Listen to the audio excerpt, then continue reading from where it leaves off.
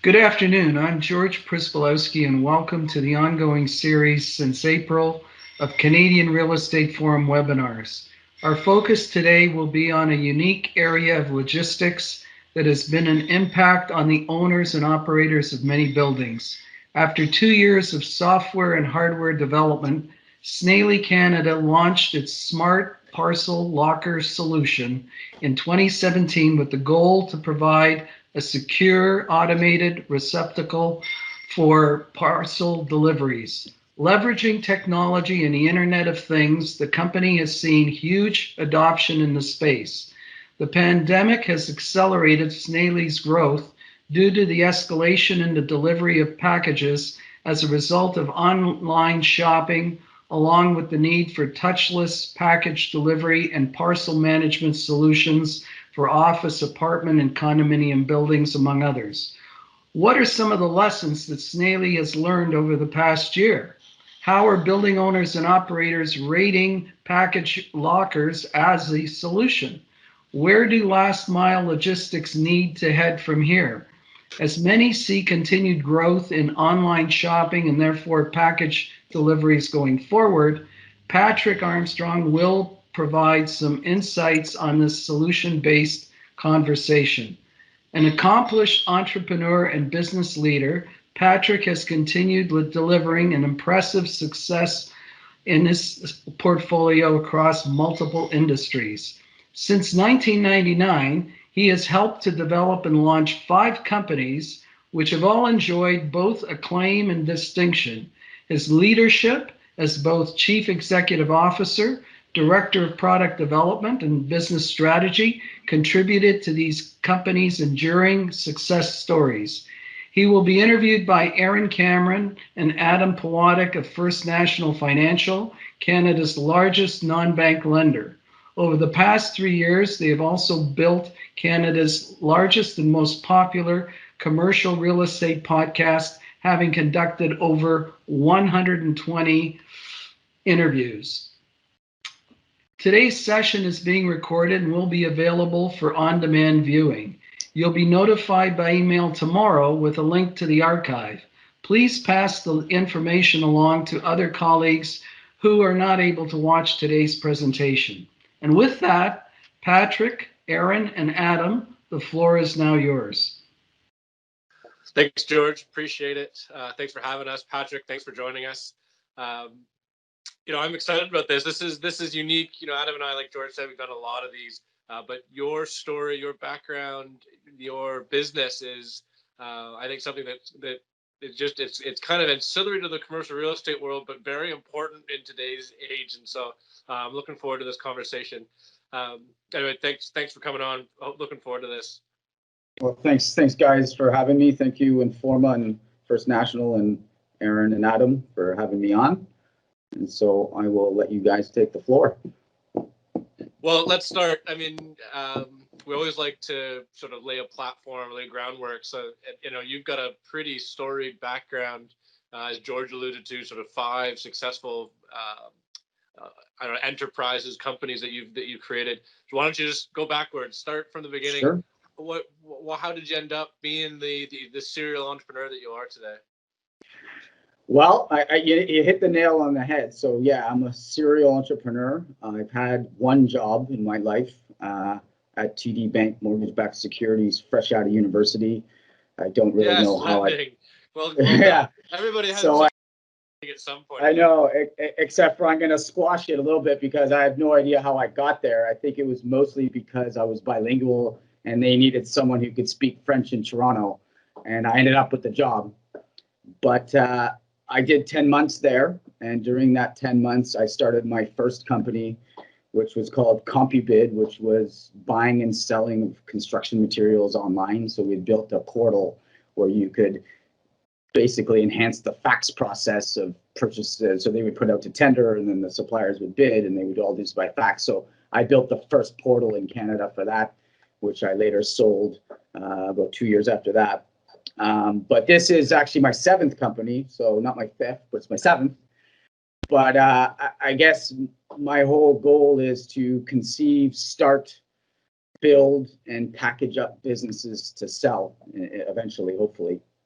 And so I sold my last company in 2013 to a competitor, which had nothing to do with Snaile, but it was a software and hardware play in military headsets. And so it seems like my companies always have a hardware and software component. So from 2013 to 2016, I didn't do much other than sit in the hot tub and train for triathlons. And then I felt my brain getting soft. So I started to ponder solutions that I could come up with to solve problems with technology. It didn't matter what industry or whatever. And that's right around the time where the Deepak Chopra-led Canada Post started to roll out their community mailboxes and phasing out the 32% of Canadians that were still getting home delivery. And so I thought that those Canadians that were going to switch from getting mail at their house to have to go to a community mailbox, they would not be happy. And so I thought we could put technology in those boxes to at least notify them when they had mail, instead of them having to go out to the box and verify if there was mail or not. You know, it might not be there and you've wasted your time and driven and gas and emissions and all this stuff. So we developed this software and hardware, and we launched in 2017. And shortly after launch, the Liberals came into power, and they put a moratorium on the community mailbox rollout, which then threw a lot of cold water on my project, which was Snaile, I guess, iteration 1. And so I was shelving Snaile's technology and saying, you know, this isn't really going to work here in Canada. And that was it. But I ended up getting, around that same time, an email from a fellow by the name of Patrick Bartlett. And he was the former Canada Post border-free president. And he had, by happenstance, got a flyer in his community mailbox that we had sent out as marketing pieces. And he wanted to know what this Snaile was all about. So I tell him all about it. And he says, but I said, but I'm done with it. I'm shelving it because the moratorium's on the boxes. It's not as sexy as when I developed it. And he said, no. You got to roll with this because Canada, it's not only Canada that has this problem, it's the rest of the world. So we said, okay. So we hired him as a consultant, and we went and actually landed some international contracts with our device to up smart postal operator mailboxes, because they're all dumb around the world, right? So we upsmarted them. And so that was the direction the business was going. And then we started to market to builders to put them in Canada, to put them in the letter boxes that they were all mandated to put into their buildings. But the builders were like, that's nice and all, but we want it turnkey. And we talk about these parcels are too big, so we need you to put the tech in a metal box and give us the whole thing. So we said, okay. So we started to figure out how to purchase metal boxes. So we outsourced that and had them made. We started initially in Asia having them made, and now we've expanded to making them also in Canada. But nonetheless, we started putting these metals into an assembly line in Mississauga and stuffing them with our tech that we had built to upsmart legacy boxes. And we had landed a couple contracts, and I was doing the marketing and stuff for the company when I received an email back from my efforts from by the name of John Love, which I'm sure everybody knows. And I didn't know who he was, but he had invited us in to show us the product and said he had been purchasing a US product and wanted to see what we had. And so it was difficult for us to come in and show him what we had because we didn't really have anything much. We had a couple installs, but we were new. So I had the engineers build a mini Snaile. And so I said, make me a portable box with all our tech that I can take with me in my truck. And so they said, no problem. They welded me up one in Mississauga, and the thing was 100 pounds. It was so heavy. We had to get a dolly. And anyway, we rolled this thing into KingSet, and we showed how our software worked with the hardware. They liked it. They did some due diligence. They did some site visits, and that was our first big company contract for 99 Gerrard Street in Toronto. So that was our first big one, and not by like big company, not by dollar value, but big company purchasing our product. And that was sort of like when the bells went off and said, okay, well, obviously there's a market here. And so we really focused on Canada and parcel lockers, late 2017 and started to roll. So that's sort of our history. We grew it from then, 2017, to now we're an 8-figure business on the parcel side only in Canada. So that's gone well in 2.5, 3 years. But it was all because of, Patrick Bartlett, who told us not to quit, and John Love, who gave us a chance on the big builder side, or the big developer side. And that's sort of the history of how we got to here today. I haven't heard the term upsmart before in regards to mailboxes. So you must just see a giant market out there then, because I've not encountered anything other than mostly dumb technology when it comes to mail delivery. So when you see this vast country, these vast opportunities, COVID aside, where obviously you've accelerated. How fast was your growth before? What was market acceptance? Would most people jump on it when they realized what it could do for their building? Yeah, I think it's changed a lot. Not only because of COVID, but the early adopters were certainly in the rental space, so they were using it as a new amenity, presumably to attract more tenants, presumably to increase rent. So those were the sort of the original adopters, the early adopters. The developers then start to see that and wanted their condos to be smart also. And now the COVID has really pushed the existing condo into this, because they're the ones that are seeing now all of this parcels that are piling up, which are, fire code violations, which are, respect to excessive combustibles or, blocking egress routes. They've got theft issues. So I think that the growth in Canada, we're probably 5 years behind the States anyway on the multi-res side or multifamily side. So that certainly has a lot of runway to go. And then we're also behind on the retail, which is BOPIS, buy online, pick up in store. In terms of upsmarting, I don't know if that business is going to be a lot or not. The trouble is postal operators are behemoths and super slow to adopt new tech. They're also governed by unions a lot of the time, and unions make decisions in their bargaining agreements, which then don't allow post operators to do anything for 5 years. It's a real pain process.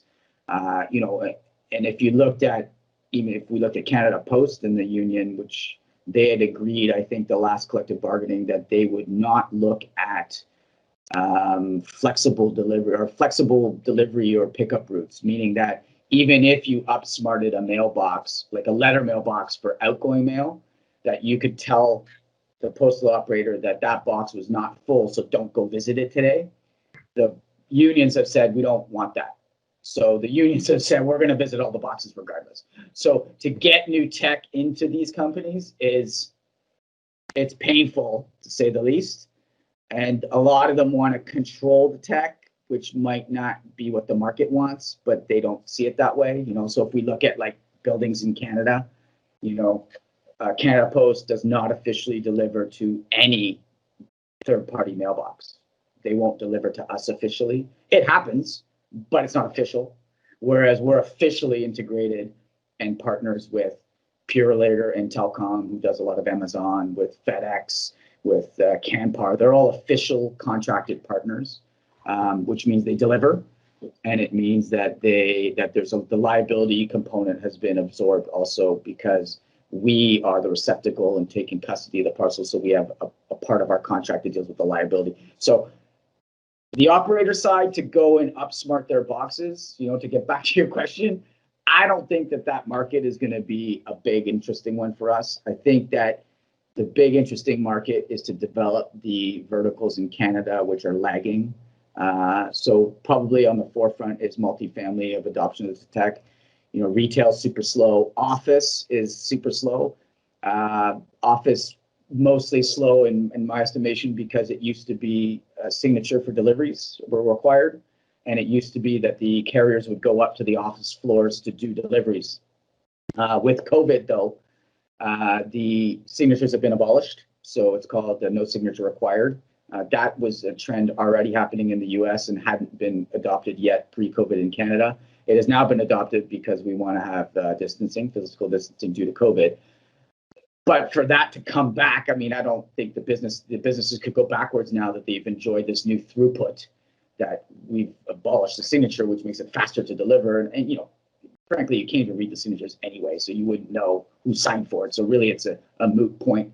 But I think in office, that's a new vertical that's going to happen, and then couple that with the capacity limitations in an elevator, where we can't have too many people in the elevator, which then will make employees' entrance into buildings slower.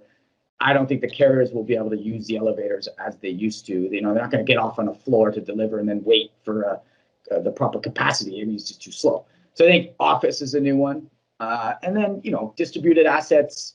People that, you know, have expensive equipment around the city to fix things, they can store them in lockers, or universities and exams and, you know, retailers. So I think those are the markets that we'll chase, not so much going back to the upsmart. I suppose I could have made that answer a lot shorter. No, there's a lot, and I want to let's no, that's good. No, and there's a lot to unpackage there. So let's just set an agenda. Let's focus on the multifamily condo version, and then let's move to the office, because I think there's a lot of interesting lines of questioning along the office, because I can see exactly where your brain's going about COVID and the number of times I've gotten in an elevator with a courier, and I feel bad for the guy. He's going to the 12th floor because that's where he's got to go, and he stops on the 7th, the 8th, the 9th, and his foot's tapping because, you know, time is money for him. And so if he could just throw it into a box on the main floor and get back on his bike and keep going, like, I can see there's lots of value there. Right. And imagine the guy gets off, right? And then it starts all over. He's got to wait for an elevator again. Yeah, well, exactly. So let's finish with office. Let's focus on the multifamily and the condo. I don't think I understand it, and let me just, maybe it'll help our viewers. So you talked about upsmarting, and I mean, we keep using that word, but if I live in a 1960s apartment building and I've got one of those little metal boxes that's got where the whoever delivers put envelopes in, or stuffs packages potentially, or, you know, folds my Pure Later delivery and puts it in there. Are you still putting in your tech for sort of notification, smart notification to the tenant? Or is that just a business? That's kind of where it started. Not in that letterbox. So that letterbox is governed by Canadian postal laws, which is mandated to put in one letterbox per unit under whatever our postal regulations are called. And those are governed by Canada Post rules. Right. And they're only for Canada Post. So when you mentioned FedEx stuffing, that they can't do that because they don't have a key. So sorry, go ahead, keep going. Yeah. So that's the Canada Post side of the business, and then what we're addressing is all the other people. So, you know, Canada Post only does a sliver of all the parcels that come in, whether, you know, they don't deliver stuff like HelloFresh or Good Food, as far as I know. So those are like the prepared meals. You know, they don't do Skip the Eats. They don't do FedEx, Pure Later. All those people are doing parcels. Canada Post is one of the 4 main delivery companies of Amazon. So we're working with the other 3. So we've got about 75% of Amazon. But then there's this whole subset of non-major delivery companies that Amazon uses too, because they got so much volume that we also work. So Canada Post does their own thing, which is letter mail and whatever contracts they have in place. Right. And we do everybody else. So then let's talk about, just using my example of a 1960s era apartment building where there might be those little metal boxes on one side. If I'm an apartment owner, I'm looking to, you know, improve the amenities in my apartment building. There might be now your hardware on the other side of the foyer. Maybe just talk about what that looks like, and how big are they? You know, how many do you put in there? If I've got, you know, 7 units, use one box, or what does that look like? Or is it one receptacle per unit? Yeah. So in terms of physical location, we like to be, you know, when we go into a building, we got to make sure that the carrier can get in. So currently, the only person that can get in, or the only company that can get in, is Canada Post, because of their legacy letter mail laws. They have a key, so they can get into the building, but nobody else can. So the only way they can get in is to buzz tenants or residents, or there's, you know, some fancy tech we can talk about, which is super cool. But getting access to the lockers. So typically they're not necessarily located in the mail room unless there's a concierge that's going to allow FedEx in, or unless there's some smart tech that can open the door. So we should talk about that briefly. We have a partner out of Gatineau, Quebec, Canada, who's got a unique technology which scans the barcode on a parcel. So the carrier comes with the barcode. That barcode's a tracking number. Their tech via API connects back. So let's pretend it's FedEx. And then the API returns a yes or no, this parcel's out for delivery. And if it's a yes, their tech can open the door. So that solves the entry. And now we can put the lockers anywhere. But if that doesn't exist, then we physically locate them in the wind vestibule where it's unlocked. Sometimes they're outside. Sometimes they're in a converted move-in, move-out room that the outdoor door open during business hours, closes at night. But the inside door to the resident area is always fob closed. So access is definitely important, especially when there's no concierge. But then the way we size it is depending on the unit count in the building and then the age demographic of the resident. So it used to be, so we get data from our partners, which makes us also unique too. So we get volume data by FSA code, and we also get sizing parcel data by FSA code, which is the first 3 digits of the postal code here in Canada. That comes in from our partners. And so then we can figure out what's a metric to service a certain type of building in this certain type of SSA code, and what's the parcels and this and that, whatever. So it used to be that we could service really well a sort of a millennial type building, young professional building with 30% of units in compartments. So it's a pooled system. And so the carrier comes in, and for that particular delivery to say unit 302, they need a medium compartment today. They would select 302, medium compartment, door would open. That compartment now is reserved, and we're holding custody for 302. And that's where our contracts come into play for liability, because we're in custody now. So if there's a problem, the carrier wants to make sure they've approved the receptacle, and the building wants to make sure that the liability has been covered. So that's a formality that Snaile has that nobody else has in Canada. So super important. But then that parcel is now in custody with Snaile until that resident comes and picks it up. Once they pick it up, that medium compartment goes back in the pool and it's available for the next delivery. So 30% in a millennial building was awesome pre-COVID. 25% in a mixed age demographic was great, and in an older, sort of an old ager home, or a downsizer home or whatever, 20% worked really well. COVID, that doesn't work. So I think it's too early for us to adjust our metrics across the board. We always, tell our customers, listen, this isn't really working anymore today. And the reason it's not is that before COVID, Pitney Bowes has something called a parcel volume index, where they tracked global parcel volumes. They estimated about 17 to 26% or 27% growth per annum through till 2021 or something was the metric. So COVID hits in March. We looked at our metrics from comparing same building May 2019 to same building May 2020. Our volume was up 57% in that same building. So it just shot up way past the Pitney Bowes stuff. So now we're in the 57% range. And that's backed up by StatsCan data. So StatsCan has e-commerce value, sales value, up 110% for that same period, May 2019 to May 2020. And so we're seeing that. So when we talk to a customer now, we tell them the pre-COVID numbers, this worked really well. Here are the COVID numbers, it doesn't work so well. So now let's decide, are we ever going to come back to pre-COVID or not? I don't think we're going to come back ever, because I think that there's a lot of pressures that are going to keep it up. I don't know if we'll stay this high, but certainly the loss of retailers that we're seeing, there's a lot of retailers going out of business, which is super unfortunate. But also the newfound convenience that people that maybe didn't buy as much online are now buying online. So, like for me, I've always been an avid online shopper, but I never bought groceries, but now I do. So I'm not alone, right? So there's a lot of people that are, or my mother-in-law had never bought online, and she would call us over during COVID to figure out how to put the credit card in, but now she does it herself.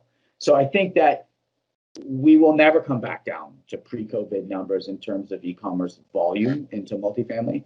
How much down? I don't know. So right now we're sort of saying let's bump everything up 5%. So if you're a millennial demographic building, let's use the 35%. But then we'll preface it with, are you a condo or are you a rental? Because if you're a condo, that problem the developer is solving is getting passed to the condo corp. So really, it's not their problem once it's a condo corp. So does it make sense for them to buy a whole bunch of equipment today that's future-proofing a condo corp that they're not involved in? Probably not. But if you're a rental, that's a different problem, because now you are the person who's going to manage this problem. So it probably makes sense that you guys are looking 2 years down the road if you're in the rental business today, because we already know we're going to get there, COVID or no COVID, because we're already growing at 20% an annum anyway. So, depends. So I think I answered your question. I talk a lot. It's a perfect kind of guest, though. You want somebody to talk for that. Well, I've got an extension. So Aaron asked a question about 1960s build. When an owner of a 1960 build apartment shows up, what do you do for them? But what about, and you just kind of addressed it a minute ago, what about when you get, a developer who's really tuned into the fact that, smart parcel delivery is pretty much table stakes now for better buildings, for buildings that, as you identified, attract a lot of millennials. So if they come to you early in the process, you've got, a clean palette to work with. You're not trying to, jam your square product into an old 1960s build circle of a building. What do you do there that's different than what you do on a, an older build? Good. That's a good question. We're still wading through that. I mean, the market's still catching up, but like an old build, 1960s, they surprisingly have a lot of room in the basements. So the only company that doesn't like to go to the basement or refuses sometimes is our national provider. All of the other companies, the for-profit, we'll call them, the FedExes of the world, they just kind of want to deliver. So if you put it down in P1, that's cool. There's the subset of buildings kind of after that, like the 80s, maybe late 70s, 80s, that they don't have any room. So they have the tiny lobbies. And so in those places, typically they're converting some sort of room, like an office or something that they just don't really need, or they're putting them outside, which happens a lot. If we're not concerned about vandalism, that's okay.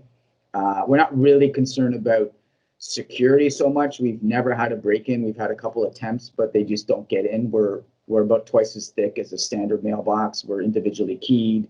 We've got surveillance. We've got alarms. So we haven't had a theft issue with outside. So they would put them outside potentially, or sometimes it just doesn't work. Like an old building, there's some older buildings you'd see at the Avenue Road and Eglinton area. Those little guys out there, there's just no room.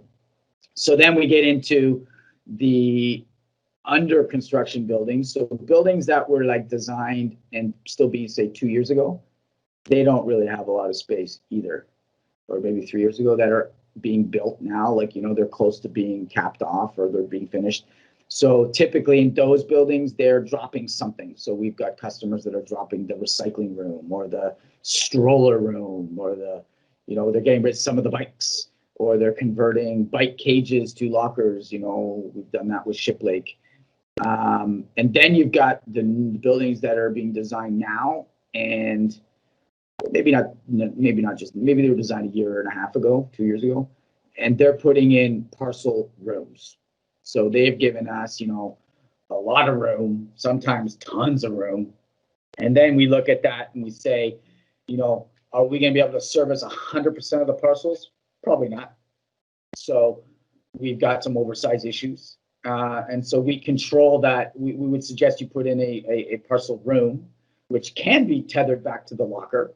So the locker can open that parcel room for someone to stick a couch in. Or it could also be managed by the concierge as a separate thing. So, our customers decide how they want to do it. Do they want it to be a parcel room managed by the locker? Sure, no problem. The issue with that is there is a potential for theft, because now we've got couriers going in. We've got a bunch of residents going in, fiddling through other people's packages. And even though you've got security cameras, you've got this stuff, it's still not a one-to-one relationship. Like someone puts in their one code, but they get access to all the parcels. So there is potential theft, confusion, loss, whatever. And because the delivery companies also can make mistakes, it might be the wrong parcel that's in there that we don't even know about, and we don't know who it just becomes confusing. So it's always better to do most of the stick handling with lockers, and then and have a digital room. So in your case, the new buildings are typically like that. They have a parcel room, a parcel locker room, and then they have a oversized parcel room. Whether or not Snaile controls that room or not, that's up to the customer. Another long-winded answer for you. No, that's the perfect. Like Adam said, Patrick, that's the perfect guest is someone that makes our job easy. We have to ask less questions. Perfect. Well, you should just turn off your cams, and I'll just take it from here. Yeah. Who needs me, right? Yeah. No, and my brain's spinning a little bit because I have multiple different questions. I guess one is, and what happens if someone just leaves their parcel in that one locker and just never goes and gets it? Like, is there a time period where the delivery comes back and picks it up, or do they just pay for it? Like, I guess maybe that's the next step. If I don't come down and get it the same day and I let it sit there for 2 weeks and no one has access, I mean that causes a bit of a cog in your process, right? Yeah. So how do you handle that? Well, we'll start by prefacing that my answer with our entire network. So we're over. I mean, by the end of December, we'll be well over 300. We're installing 24 this month, 42 next month. That'll put us, 320, 330 or something like that. If we looked at our entire network, our throughput is 19 hours on average. So typically someone, orders something, they want it. But because we're pushing out an electronic notification, it prompts them to get it. And so our default is a 24-hour notification, like, hey, every 24 hours. But if there's ever, we start to see that there's a capacity issue, then we bump that up to like 12 hours, and that typically helps. So we don't have like a big problem with that storage.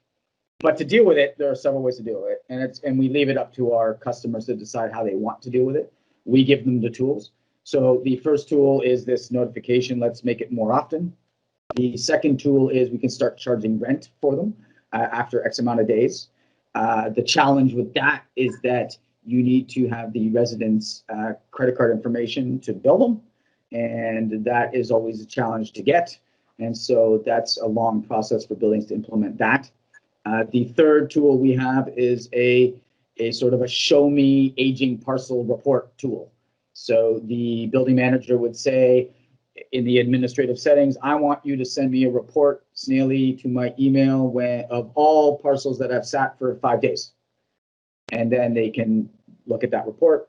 We also have a way sort of, like a resident is on vacation setting that they can also put in. So all of these tools together, I guess we just don't really have that problem of it keeps things moving. Like your whole things are moving, and it's also related back to like the economics here. If someone's paid a couple $1 million for their condo, you're not going to be kicking their parcel out because they're in Florida. You just deal with it. Like it is what it is. And same with rents, right? If someone's paying big rents for their place, you can't be starting kicking their parcel out. I mean, it's just not good service. So typically the leniency to this is related to the money. So, an expensive condo, the property manager says, oh, whatever, that's expensive condo. An expensive rental, it's an expensive rental. So the leniency is down, and then, and if we look at like the low rent stuff, they typically don't get lockers because the landlords don't want to spend money. And so, kind of all fits in together properly, as you would expect. Well, related to that question, Patrick, when you describe it to me, it makes perfect sense. Tenants, amenities, like this all makes sense to me. When you're walking through developers, we'll talk about specifically developers' offices, how long does it take for this concept to click? How is it most people are just kind of grabbing at it and go, yeah, like my tenants need this, or my eventual condo owners need this, or is it a bit of a battle uphill?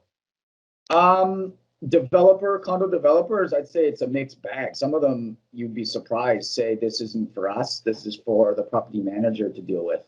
So you wouldn't sell it to us, we'll put you in touch with the property manager. That I'd say is still out there. But the leading ones, the big ones, not all the big ones, the forward-thinking ones are definitely, like I said, they're designing parcel rooms. They come to you and they say, this is my parcel room. How many parcel lockers can you put in it, and what do you suggest? And then, when we get back to the rentals, again, the ones that are like sort of I don't know what we call them, the lower rent ones. they don't really care. They're like, this isn't my problem. This is my tenant's problem. So they just don't care. So I suppose they start to follow suit too when it becomes demanded. And if I lived somewhere, I would certainly want to be able to receive my parcels. Like, just because I live in a building doesn't mean I should have to go and get it somewhere. Like, I mean, that makes no sense. There should be provisions in the building. I live there. It's my house, right? It shouldn't be any different than a single family household. So I would say that, like, the higher rent people, the forward thinking developers or landlords, they understand this. They see it's coming. The architects are now putting them into the drawings. And I would say, more than half of the developers are on board, but there are big ones that you would think, and they're not. They're just not seeing it as their problem, which I suspect will change. And I won't ask you to name and shame the ones that aren't forward thinking, but maybe you want to highlight some of the players, the bigger name players in the market that are participating in this, are putting this forward for their customers ultimately. Yeah, so I mean, we work a lot with Daniels, Tridel, Eden Shaw, Devron. They're all putting them in. Who else? Old Oak down, and I guess that's a rental. But those would be like condo ones off the top of my head that I can think of. Most of our customers, I would say, are rental still. So like the King Sets, the Killam, the Mintos. Homestead, Hollyburn, Strategic, Starlight. We just did a deal with Timber Creek and Trinity out in Ottawa.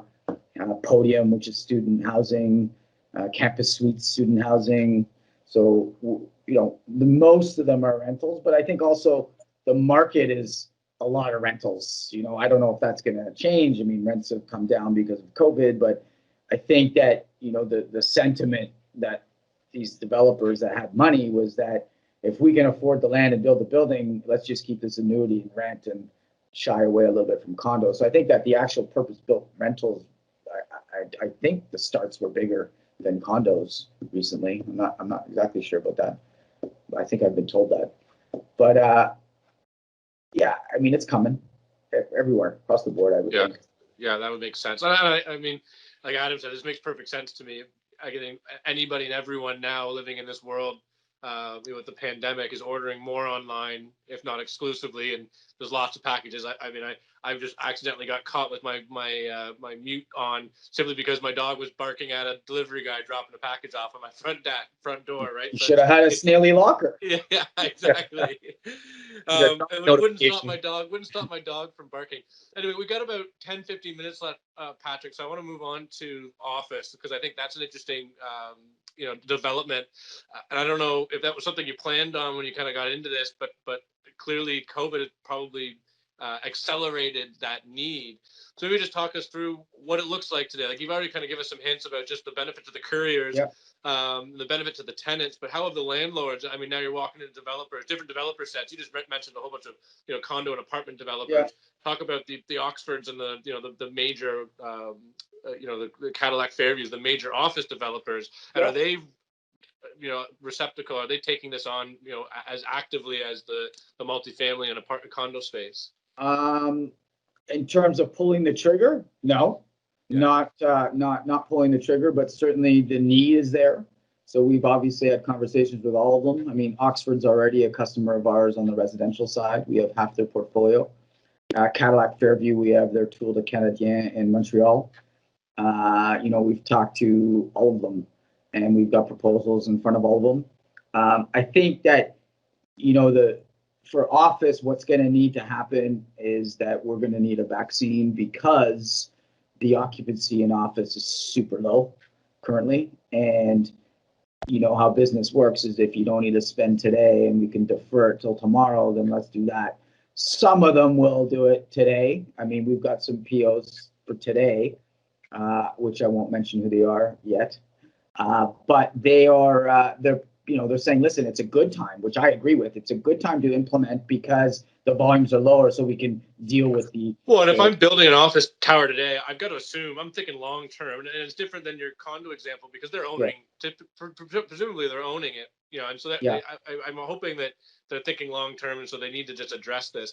Is there different complications? Because on the multifamily condo side, you've got the individual user like me, you, and Adam, versus you've got corporations. I just remember thinking about our First Nationals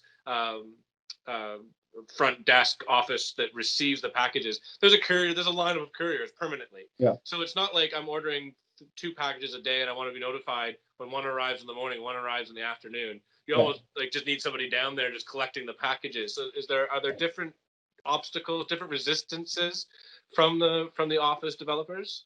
Yeah. So when we're talking office developers, I'm going to lump them in with the managers of current office. So like, a Collier's or whatever that has office towers. So, the big challenge for them and for us, I guess, is that they're sort of stuck where a condo was 5 years ago. And that was that we have a concierge. We don't need you. So they say that we have a parcel guard. So we have a parcel guard process and our parcel guard handles the parcels. But it's not until they start doing the math, right? So we've done our surveys, and our survey says, well, it's 10 minutes a parcel. So how much is it going to cost? And it's going to escalate. It's going to keep going up and up and up and up and up, right? So they're where they were several years ago. But the other thing that we can also bring to the table to sort of make this better. So if we look at like Ontario Power Generation is one of our customers, and so we do their office tower. The biggest one we do is at 700 University. Is that in office, we don't only have inbound, but we also have outbound.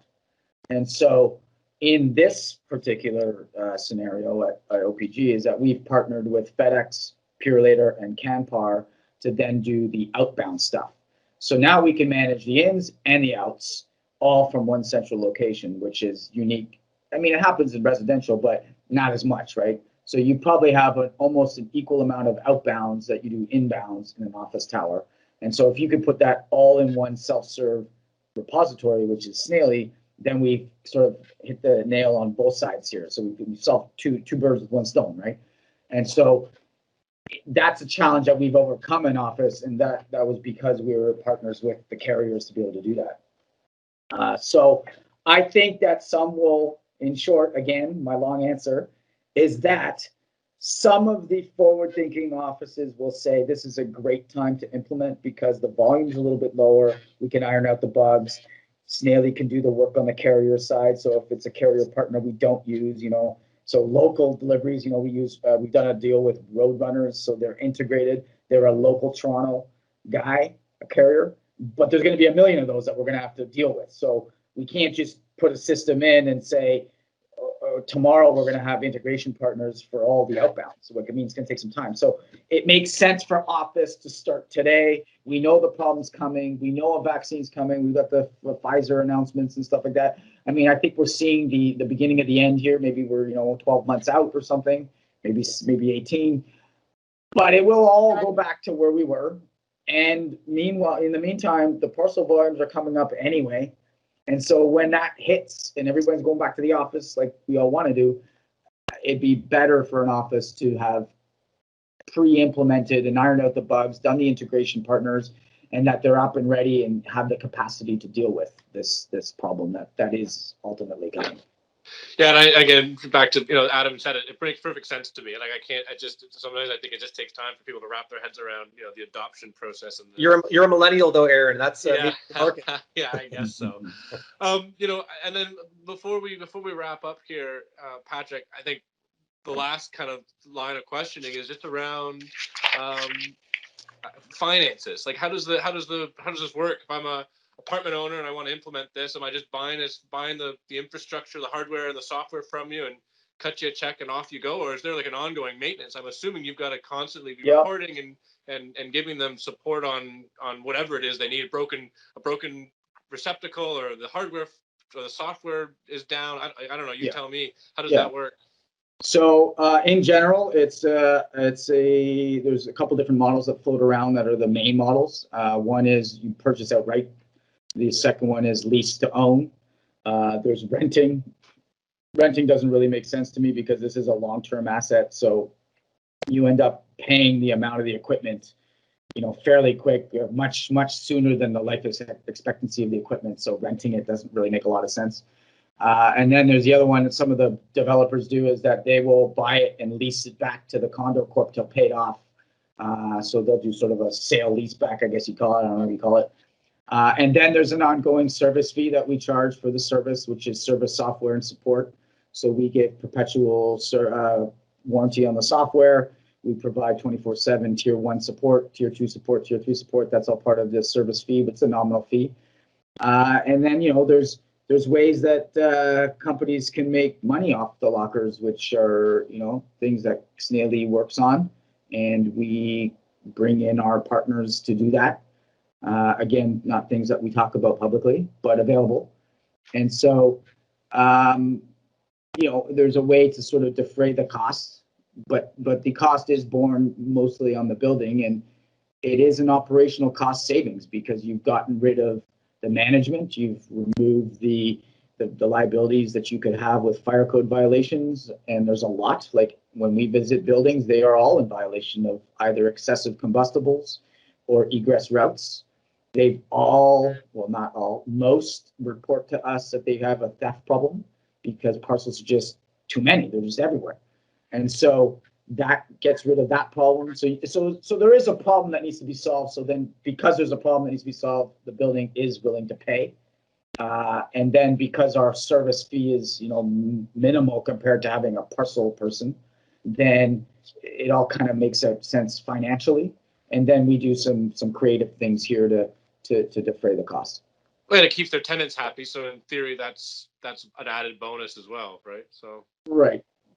Most of the time. Yes. Most of the time the landlords see that, yes. Patrick, before we let you go, I've got one question. It's forward looking. Right now you're in the cutting edge of delivery technology. In 5 years from now, what are you doing? What's your tech going to look like? How are you going to adapt? When the drone delivery starts, how are you going to adapt to that? All the cool stuff that you hear about is always just around the corner. Do you think about that? How are you he's going to have receptacles on the roof now, right? That's the next. We actually have a partner of ours that we have been drawing up. They own a building and they want to use it as a showcase building, and we are in the sort of conceptual phases of drone deliveries into lockers, which would be the concept being is the locker is double-sided like a rear load.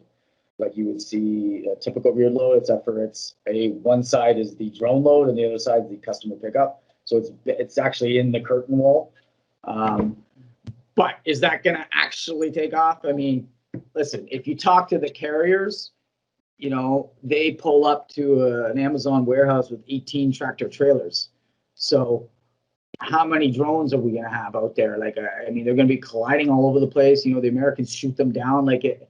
I don't know. I think that, eventually we will be able to print a lot of stuff from home, and this whole thing's like over. Like, 20, 30 years from now, you get a printer and you say, I want that. And you just buy the plans. But drone delivery, I'm not really concerned about. In 5 years' time, I'm hoping I'm exited. And that is our goal, is to exit in 5 years. Probably to a competitor like my last company was a competitor, or somebody that would really like a big network. I'm pretty confident in saying that we're the largest network in Canada at this point. Certainly there's bigger American companies, but they don't have the footprint here that we do. So 5 years, I'm out, and I'm not worried about drone deliveries so much. Let the next guy worry about it. Yeah. I just can't imagine how, like, if we've got 18 tractor trailers today for one company in one distribution area, I mean, in 5 years, it's going to be 30. That's thousands and thousands and thousands of parcels. Like, how would the drones, it would be like mosquitoes everywhere. Like, they'd be everywhere. It'd be crazy. So I guess the answer is 5 years from now, you're back in the hot tub, not worried about it too much anyway. Yeah, making my brain's getting soft again. Yeah. Maybe. Maybe. Patrick, I want to thank you for sharing everything today. You know, as Aaron mentioned right at the start, you know, this is definitely, you know, a part of real estate, the evolving world of real estate. It's very cool. You've you know, managed to definitely latch onto a winner here, and you know, it'd be great to see you keep going with it. I want to thank Informa for organizing this interview today. But last again, thanks a lot, Patrick. Thanks for having me on, everybody. And thanks again, Informa and First National and you, the hosts. Thanks, Of course. Back to you, George. Well, thanks very much, Patrick, Aaron, and Adam. That was a very, very interesting conversation. We sincerely appreciated having you with us and providing a most insightful chat on some of the impacts of COVID-19 on the growth of parcel management issues and solutions, and how Snaile has played a role in addressing this particular market. As a reminder to all of you, there will be a follow-up email tomorrow that will include a link to view a recording of today's presentation. If you found this event useful, please share it with your colleagues. Once you leave the webcast, a short survey will pop up in your browser window. We would greatly appreciate your feedback on this event. As a brief reminder to you, registration for the 29th Real Estate Forum is still available for $395 for a dynamic program featuring 90 speakers that include 41 presidents, Thomas Friedman, Stephen Polaz, and many others. Check it out on our main website.